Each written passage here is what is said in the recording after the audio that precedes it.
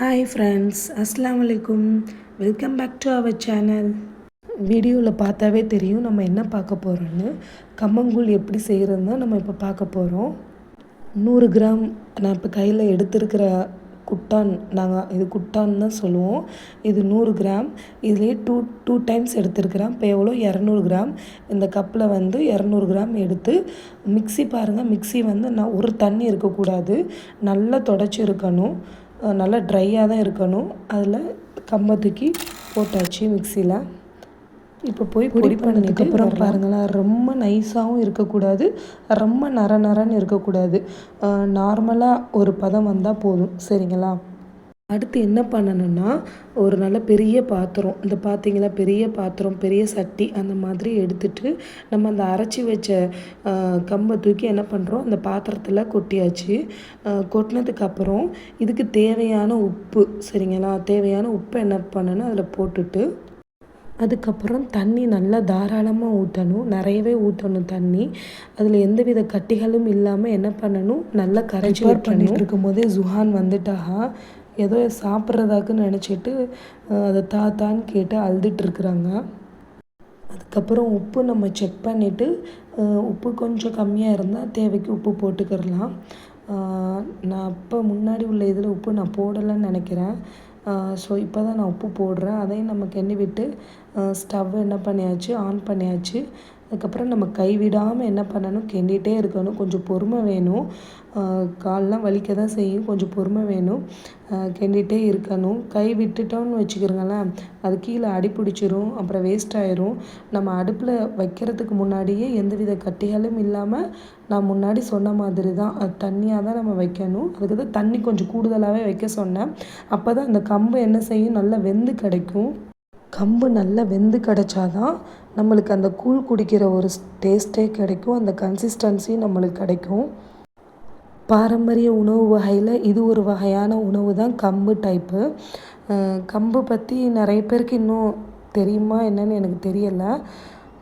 ஏன் நான் அப்படி சொல்கிறேன்னா, இங்கே நான் கேரளாவில் தான் இருக்கிறேன். நெய்பர்ஹுட்டு, அதாவது என் வீட்டு பக்கத்து வீட்டில் உள்ள லாத்தா வந்திருந்தாங்க. வந்திருக்கும் போது காலைல என்ன சாப்பிட்டீங்க அப்படின்னு சொல்லி கேட்டாங்க, மலையாளத்தில் தான்.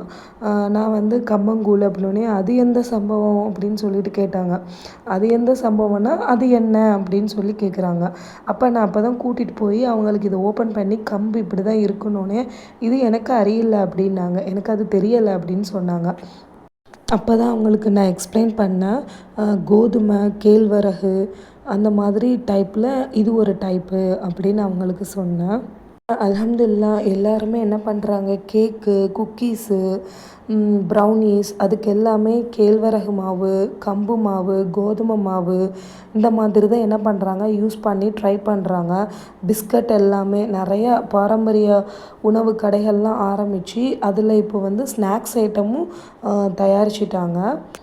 ரொம்ப சந்தோஷமாக இருக்குது. எதுலன்னா மதுரையில் நான் கேள்விப்பட்டிருக்கேன். இன்ஸ்டாகிராம் பேஜில் கூட அது அங்கே அவைலபிளாக தான் இருக்குது.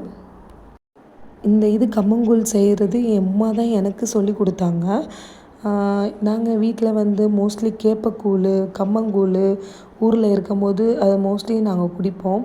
அதில் சின்ன வெங்காயம், பச்சை மிளகா, மோர், தயிர் எல்லாமே போட்டு மிக்ஸ் பண்ணி குடிப்போம். ரொம்ப டேஸ்ட்டாக இருக்கும், ரொம்ப நல்லா ஹெல்த்தியாக இருக்கும்.